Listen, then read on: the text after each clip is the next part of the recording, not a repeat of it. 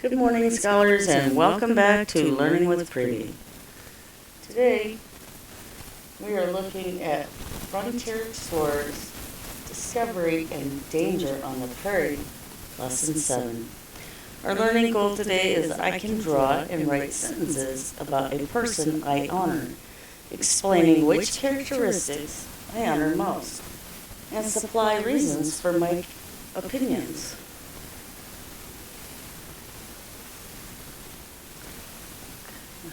Let's take a look at this map. I have it zoomed in right now. So right here we can see the Missouri River. And up here, this is the Mississippi River. Right here. Okay. This is going to be the city of St. Louis, Missouri, where the Missouri River flowing this way and the Mississippi River come together. It's flowing up here. Okay. Remember that Lewis and Clark wanted to explore where, well, I've gone out too far now, I can't see anymore. The Missouri River. They were going to explore the Missouri River. There it is up here. Right. No, that's Mississippi River. Oh, here it is. This is the Missouri River. They wanted to explore it so we can trace it on this map. It's going this way. You can still see it right here. This is the Missouri River. And they wanted to know, does this Missouri River go all the way out here to the Pacific Ocean, or doesn't it? It'll have to go over the Rocky Mountains to the other side to dump out at the Pacific Ocean. Over here is the Atlantic Ocean. Remember this mountain range, which is hard to see right here, you can see it a little better. The Appalachian Mountain Range over here. These were the 13 original colonies of the United States. Right? So I think we can see that on this map here. Here it is. So the original colonies were over here. That's not really showing the original colonies on this map. Remember, they could not cross the Appalachian Mountains until Daniel Boone came through and helped clear a path called the Cumberland Gap. And then the Mississippi River right here. So eventually all this orange was all part of the United States. And then they wanted to do Abraham Lincoln wanted the presidential, well, he wanted the New Orleans area. So they sent somebody over to France and to buy New Orleans, and they ended up with the Louisiana Purchase, which allowed them to purchase all of this land in green right here, which had the Missouri River and the Mississippi River here. And it ends kind of right here at the Rocky Mountains, right, sort of at the edge of the Rocky Mountains. Remember, there were people actually already living in this area. The Native Americans lived here already, and they were not taking into account what the Native Americans thought or how they felt about their land being purchased from France. So that was kind of an issue.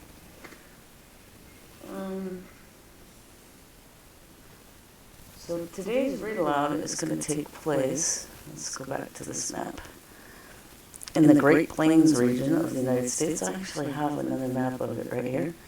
So you can see it's kind of orange. This is if the map was kind of split apart into different regions. The Great Plains region is this orange right here, and we're going to look at that.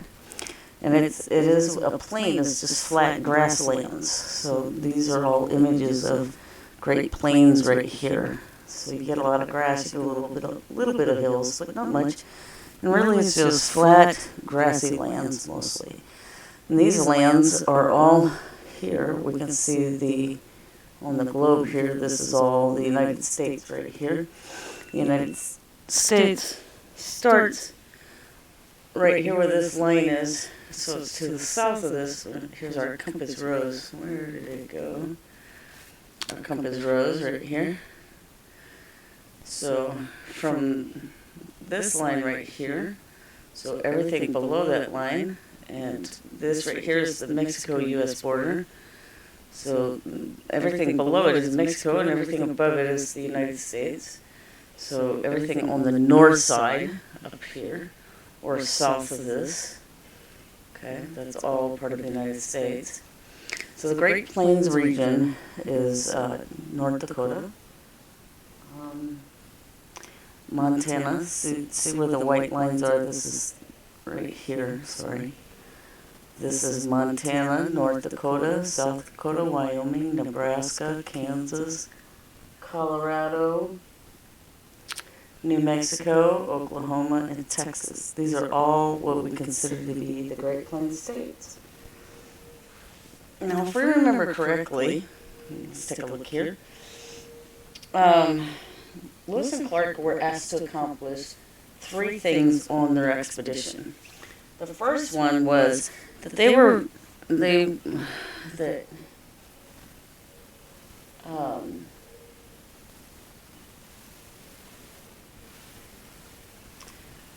asked to make friends with the Native Americans, which they did.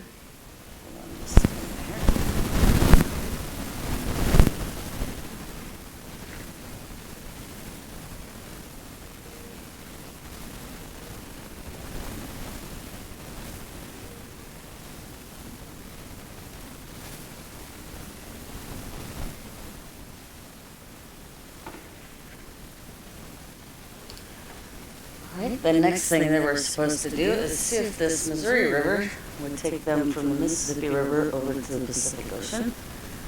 And the third thing they were supposed to do is find out what kind of plant and animal life was on that plain. Okay. So those were the 3 things that Lewis and Clark wanted to accomplish, who was asked to accomplish. Not a lot of pioneer families who lived in the United States had traveled into Louisiana territory.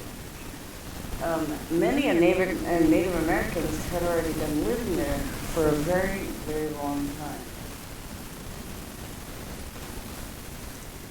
In today's read aloud, Lewis and Clark will have an opportunity to accomplish 2 of the 3 tasks. Listen to find out which 2 tasks Lewis and Clark will have an opportunity to accomplish, and whether or not they're going to be successful.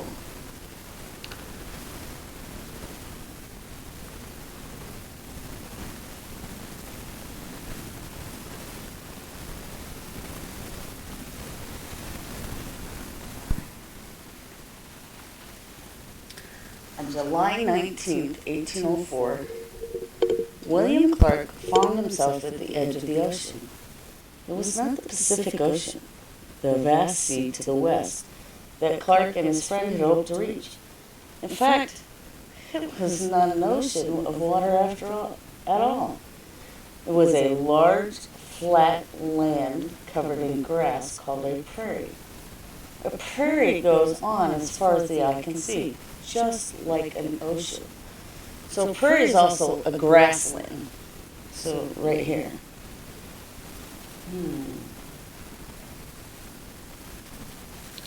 So the prairie looked like an ocean because it went on as far as the eyes could see. Clark was out hunting for the expedition and spotted some elk tracks, which he followed up a hill. He later described what he found at the top. I came suddenly to an open and boundless prairie. I could not see the edges in any direction. This was so sudden and entertaining that I forgot the elk I had been following. Clark had reached the eastern edge of what today we call the Great Plains. Wild grass as high as Clark's knees stretched out and blew gently in the wind, interrupted every so often by a hill or a grove of trees. That sea of grass stretched all the way to the distant Rocky Mountains, which it would take the Corps of Discovery weeks more to reach. Okay, remember that the Corps of Discovery was a group of people who were traveling with Lewis and Clark.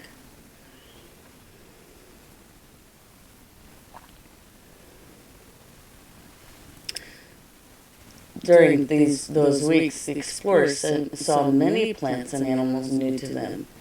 Meriwether Lewis was especially fascinated, or very interested, by the pronghorn antelope, called pronghorns for short. He tried to get close enough to draw pictures of them, but the pronghorns always ran away. Pronghorns have incredibly sharp eyesight and a strong sense of smell to warn them of the approaching danger. When Lewis finally came close to a pronghorn and got a good look at the long, curved horns that give the animal its names, he wrote, "The speed of this animal is equal, if not superior, to that of the finest racing horse. The pronghorn is my favorite of all the animals we have encountered so far."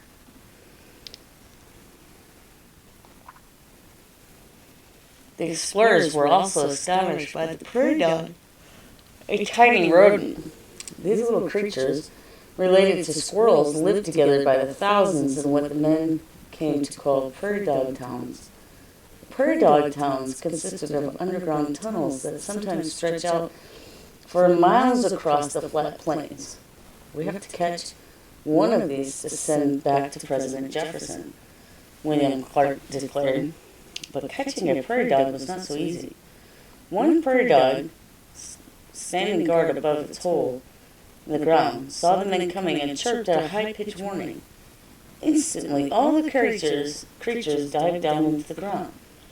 The men dug down after them, but found that the tunnels went down more than 6 feet below the surface, spreading out in all directions with emergency exits to escape their many predators, hawks, coyotes, and snakes, all of whom considered the prairie dog to be a delicious snack. Clark wrote down their findings about the prairie dog and pronghorn antelope in his journal. Still following the Missouri River across the prairie, the expedition moved on. Soon they began to meet new tribes of Native Americans. Most were friendly and welcoming, especially one tribe called the Yankton Sioux. A few of the Yanktons guided or led the travelers for a few days, but then said, "You are coming to land of the Tinton Sioux. We will not be able to guide you any longer."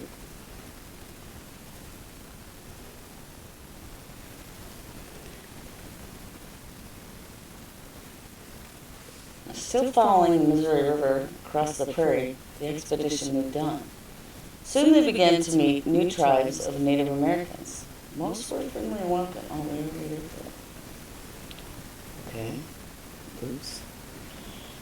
Lewis and Clark had already heard about the Tinton Sioux.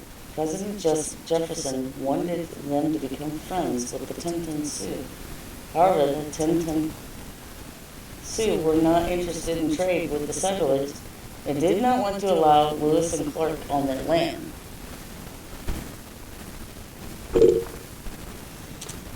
One September afternoon, John Coulter, one of the expedition's best hunters, was following the tracks of an animal.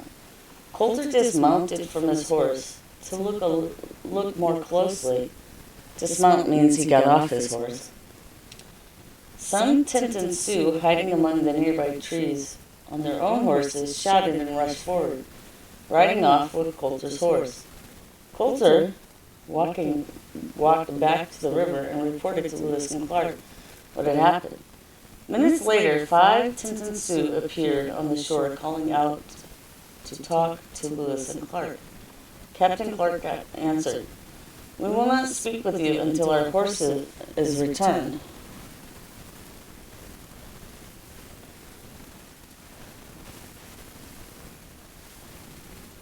Minutes later, more than 200 Tinton warriors, all armed with bows and arrows, rode out from the trees and spread out among the riverbank.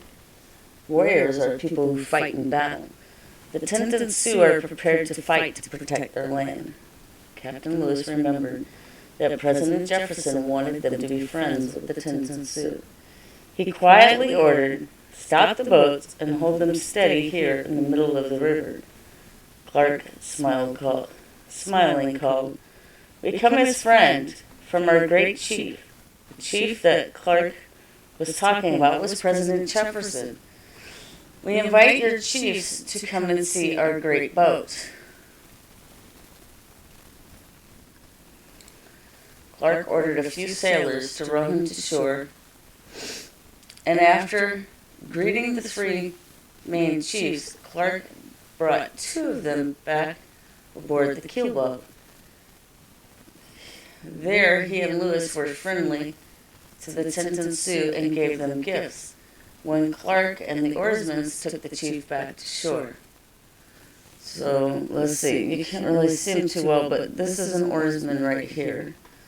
So they brought them out to the ship, the boat, gave them some gifts, and then sent them back to shore.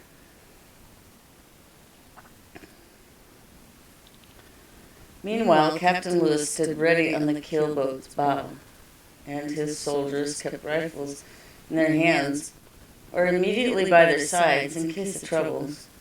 Everything seemed to be going well until suddenly one chief shouted, "Your gifts are not good enough. You may not return to your big boat until you give us better gifts." The Sioux warriors grabbed the boat's rope and held it securely.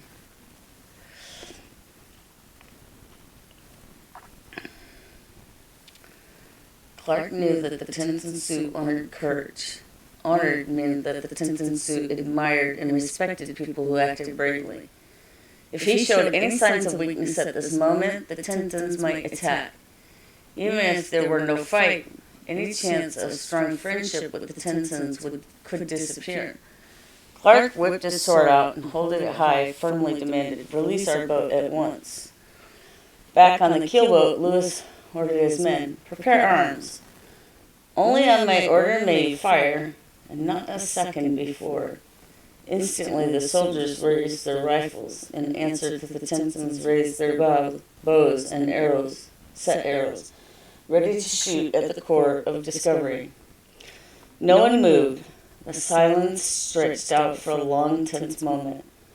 Then a Sioux chief told the warriors holding the rope, "Let go." They obeyed. Clark told his oarsmen, "Return to the keelboat." One of the men asked quietly, "Without you, sir?" "I gave you an order," Clark said in a voice that sounded much calmer than he actually felt.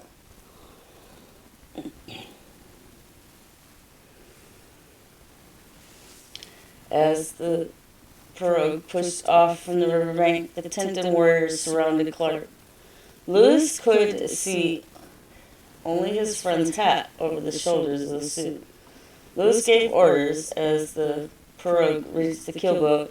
A number of armed soldiers got to the pirogue and started back for Clark, but then suddenly the Tintons moved away from Clark.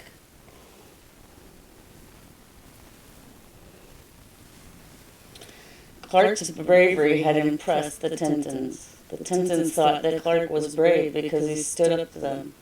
They smiled in friendship and invited the members of the expedition to their village. The explorers accepted the invitation. The Corps of Discovery had survived a dangerous situation. What they did not know was that even greater dangers and even greater victories still lay ahead.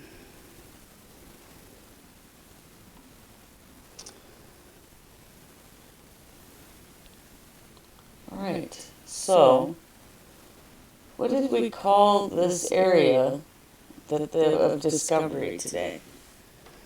Well, let me show it to you on the map. It's this area right here. What did we call this area? Yeah, it was called the Great Plains. I know you remember that. And what animals did Lewis and Clark discover? Let me go back and find those pictures. Let's see. Right here. This was the pronghorn antelope and prairie dog. Before Lewis and Clark's explorations, pioneer families living in the United States had not explored or settled the Louisiana Territory. Who was living on that land for thousands of years? Right, it was the Native Americans. They were living there.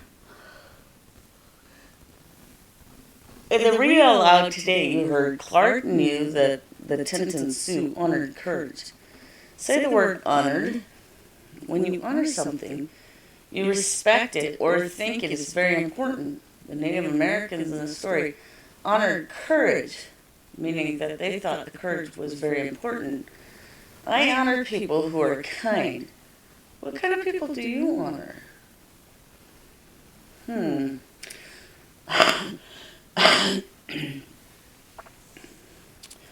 So today you're going to draw a picture of a person that you honor.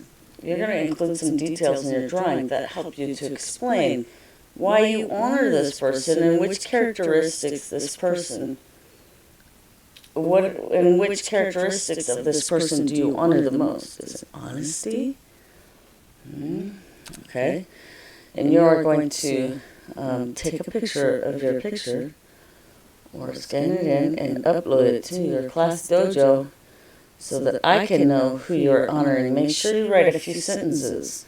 Remember, our learning goal for today is I can draw and write sentences about a person I honor, explaining which characteristics I honor most, and supply reasons for that opinion. So make sure you answer those questions when you draw this picture, and you put some words in writing on a piece of paper for me. Okay? Thank you for joining me today, and until tomorrow, have a great day.